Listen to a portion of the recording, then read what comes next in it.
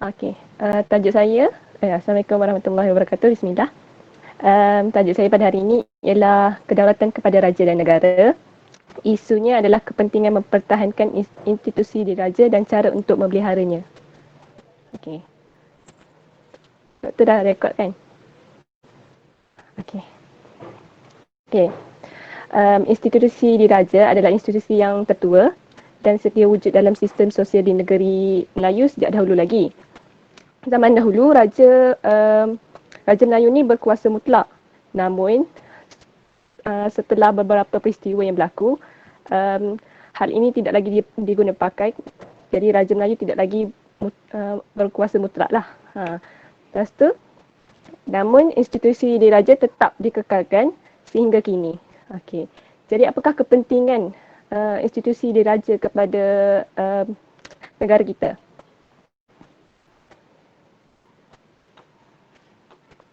Okey, hal ini penting untuk mempertahankan institusi diraja kerana institusi diraja memastikan kesinambungan agama, budaya, adat resam dan cara hidup di negara kita. Seperti yang kita sedia maklum, negara kita mempunyai pelbagai budaya, agama, adat resam, kaum kan. So hal ini adalah penting untuk mengekalkan budaya agama ni untuk mengekalkan identiti Malaysia itu sendiri yang mempunyai pelbagai kaum, budaya dan adat resam. Seterusnya, institusi diraja juga berfungsi dalam memastikan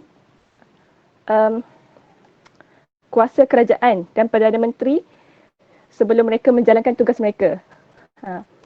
Seperti yang kita sedia maklum, kerajaan dan dasar negara kita bertukar setiap 5 tahun. Jadi, sangatlah penting untuk institusi diraja menyemak dan mengimbang kuasa-kuasa kerajaan dan Perdana Menteri ini adakah mereka layak untuk memerintah negara untuk macam menjalankan tugas mereka lah supaya mereka lebih amanah. Adakah mereka tu seseorang yang layak? Namun sejak akhir-akhir ini, seperti yang kita tahu, kerajaan kita mempunyai masalah dan mereka setiap sering bergaduh. Jadi pada pendapat saya tentang hal ini, saya mengharapkan institusi diraja dapat melakukan sesuatu supaya hal sebegini dapat diselesaikan dan kita dapat fokus kepada masalah COVID-19 di negara kita. Seterusnya, saya akan menceritakan cara-cara yang dapat kita lakukan untuk memelihara institusi diraja di negara kita. Okay. Pertama, kita dapat memelihara institusi diraja kita dengan menunjukkan taat setia kita kepada institusi diraja. Selain itu, macam menyambut Hari Keputeraan yang diadakan setiap tahun. Dengan cara itu kita dapat menunjukkan taat setia kita kepada raja, institusi diraja. Selain itu, dengan menghayati dan memahami sejarah pembentukan institusi diraja. Bagaimanakah institusi diraja itu dibentuk dan mengapakah institusi diraja tetap dipelihara sehingga zaman kini. Seperti yang kita tahu, dahulu raja berkuasa mutlak. Jadi mengapakah pada zaman kini raja tidak lagi berkuasa mutlak? Kerana beberapa peristiwa yang berlaku, hal ini dipertimbangkan.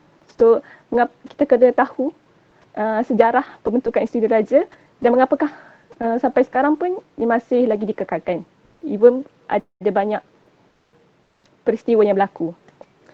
Jadi kesimpulannya, saya berharap semua rakyat Malaysia dapat memahami dan pentingnya institusi raja kepada negara kita dan bersama-samalah kita memeliharanya.